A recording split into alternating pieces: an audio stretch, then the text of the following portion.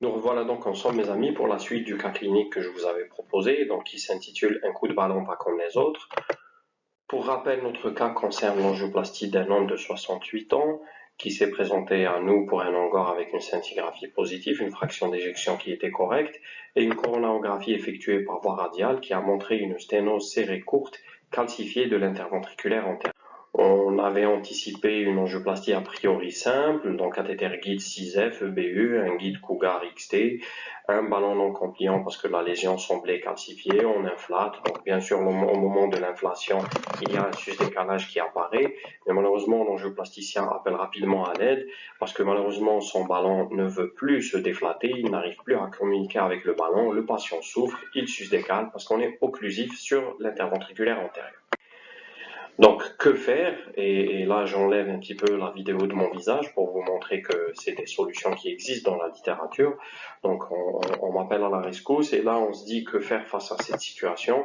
Parmi les solutions proposées, c'était soit diluer le produit à l'intérieur de l'inflateur et redéflater à nouveau, le produit étant un petit peu visqueux, donc peut-être qu'en le diluant, ça permettra de régler un peu le problème et vous avez les références bibliographiques en bas. Essayez d'éclater le ballon en le surdimensionnant, en le surdilatant. Essayez de percer le ballon en faisant rentrer un guide rigide où l'extrémité distale, celle qui est censée rester à l'extérieur du guide, 0,14 sur un microcathéter ou un OTW pour ne pas être traumatisant et aller ponctionner ce ballon et le vider, ou bien couper la partie externe du ballon, celle qui est à l'extérieur, et laisser le ballon se vider spontanément. Au fait, on a réfléchi rapidement à ces quelques solutions et on a tenté d'abord de diluer un petit peu le produit de contraste qui était dans l'inflateur. Ça n'avait rien donné. On n'arrivait toujours pas à communiquer avec notre ballon. On a essayé de surdimensionner en surgonflant le ballon, donc on n'arrivait toujours pas à communiquer avec notre ballon, ni à le dégonfler, ni à le gonfler. Et à ce moment, je me prends un petit peu pour un champion. J'essaye de réaliser une déflation à mort et puis j'essaye de tracter un petit peu sur le ballon et malheureusement ce qui devait arriver arriva. Au moment où je tracte, donc le cathé porteur rentre progressivement, se met au contact du ballon qui était enclavé sur une lésion calcifiée, puis à un moment le ballon se rend, j'ai une partie de la tige qui sort et le ballon reste quand même gonflé au site de la lésion calcifiée avec un bout de la tige du ballon qui est à l'intérieur du catéguide et le catéguide qui est au contact du ballon. Donc au final, on se retrouve avec un ballon qui n'est plus sous commande, donc il n'y a aucun moyen de contrôler ce ballon, on n'a plus de contact avec lui, il est enclavé sur la lésion et le patient continue à sus-décaler, continue à souffrir. Là, malheureusement, donc petit moment de solitude, on essaye de réfléchir rapidement à d'autres solutions. Donc plan A, c'est aller vers la chirurgie. Plan B, c'est mettre un deuxième guide et réaliser ce qu'on appelle un body balloon. Plan C, c'est toujours percer le ballon par l'extrémité distale du guide. Et plan D, malheureusement, ça a été fait sans qu'on le veuille, c'est couper la partie externe. Ça, c'est en tirant un petit peu, j'ai malmené cette partie externe qui s'est coupée et le ballon n'a pas voulu se vider spontanément. Donc, malheureusement, on ne pouvait plus compter sur cette solution. On a décidé donc de faire passer un deuxième guide et de réaliser ce qu'on appelle un body balloon en prenant la précaution de twister un petit peu les guides en les tournant follement pour qu'ils essayent un petit peu de se twister l'un sur l'autre et essayer de ramener tout à la fois. Donc voilà un schéma qui explique un petit peu ce qu'on a fait. Donc le ballon piégé qui est partiellement enclavé dans le cathé guide. Au niveau de la lésion calcifiée, on fait passer un deuxième guide. Le seul qui accepte de passer entre le ballon et le calcaire, c'était un guide CTO, un Miracle 3. Sur ce guide, on a fait passer un long ballon, petit mais long, pour avoir une distance d'épaulement, comme vous pouvez le voir ici sur le schéma, relativement grande. Donc on a fait rentrer, je pense, un 2,20.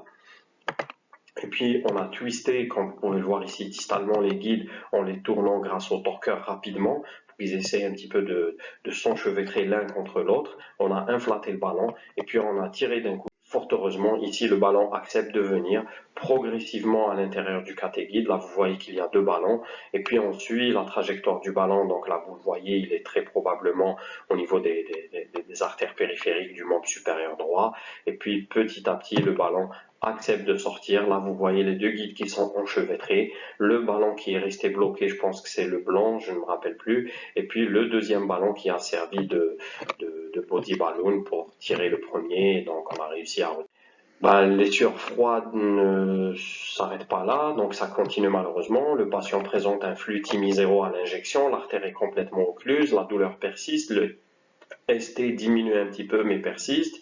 Et donc là, on est clairement face à une thrombose de l'artère. On a tellement trituré, tellement tripoté, donc ça s'est thrombosé. Et donc, on a géré ça comme on a l'habitude de gérer nos phases aiguës, donc ballon, thromboaspiration, agrasta, etc. Et donc, on a réussi au final à réouvrir, à récupérer un flux et à réouvrir cette interventriculaire antérieure. On a perdu la petite diagonale qui était au site de la bifurcation. On a quand même conservé la grosse diagonale qui était juste avant la lésion.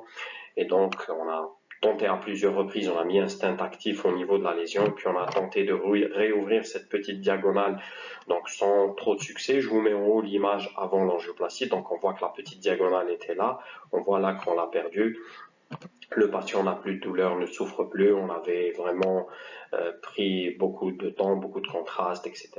Et on voyait que c'était pas évident de réouvrir cette diagonale malgré de nombreuses tentatives. Et puis, on a décidé, le patient était vivant, l'interventriculaire antérieur a été récupéré. La première diag, qui est beaucoup plus grosse, n'a pas été perdue. La deuxième diagonale, malheureusement, a été perdue. Et le patient s'en sort avec une bonne fraction d'éjection, donc il était toujours aux alentours de 60, 48 heures après, donc c'était une situation assez délicate et on a réussi à s'en sortir.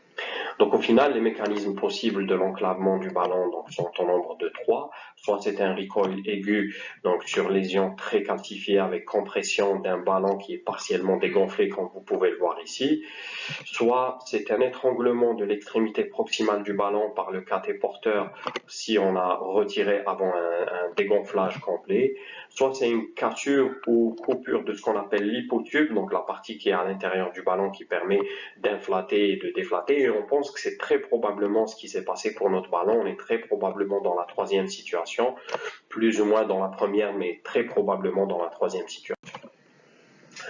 Et donc les solutions à proposer, donc comme on l'a vu au fil de cette présentation, c'est de diluer le produit dans l'inflateur et redéflater à nouveau, éclater le ballon en le surdimensionnant, percer le ballon par un guide rigide ou par l'extrémité distale, bien sûr en le protégeant, en le faisant passer dans un micro-cathé ou un OTW, couper la partie externe, laisser le ballon se vider spontanément. Et puis la solution qu'on a choisie nous, c'est de mettre un deuxième guide, de réaliser ce qu'on appelle un body balloon, en prenant un petit peu la précaution de twister pour faire en sorte que les guides s'enchevêtrent, pour qu'au moment où on les ramène, on réalise une espèce de panier qui va aider à tracter le ballon enclavé. Et bien sûr, ne pas hésiter à appeler l'équipe de chirurgie si on n'arrive pas à s'en sortir face à ce genre de situation. En conclusion, il faut savoir que l'enclavement de matériel reste une complication rare mais redoutable. On peut l'éviter par le choix et la taille du matériel, une manipulation douce, il faut prendre de petits ballons, surtout en cas de lésion calcifiée comme dans notre cas. Et la gestion de ces situations fait appel à différentes techniques, donc il faut avoir vraiment sa trousse à outils, il faut connaître ces techniques et essayer d'y penser rapidement pour instaurer la bonne technique au bon moment et gérer notre situation rapidement. Le choix de la technique dépend bien sûr du tableau clinique. Notre patient était en train de se décaler, il aurait pu faire un trouble du rythme dramatique. Et bien sûr, en fonction de l'anatomie, là, on était face à une lésion calcifiée. Et donc, il faut savoir que même Superman a sa kryptonite. Donc, même si on se croit invincible, il y a toujours des situations où il faut être prudent, il faut vraiment prendre le temps de respirer, de réfléchir et choisir les bonnes méthodes, les bonnes situations pour gérer vos complications. Et je vous remercie à très bientôt dans une prochaine vidéo. Donc, comme je vous l'ai dit, la porte est ouverte. Ceux qui veulent présenter, donc, vous n'avez qu'à rentrer en contact avec nous, avec vos cas, vos présentations, que ce soit des cas cliniques, des présentations théoriques, etc. Donc, soyez les bienvenus et faites-vous plaisir et faites-nous plaisir aussi. À très bientôt. Bon courage. Prenez soin de vous.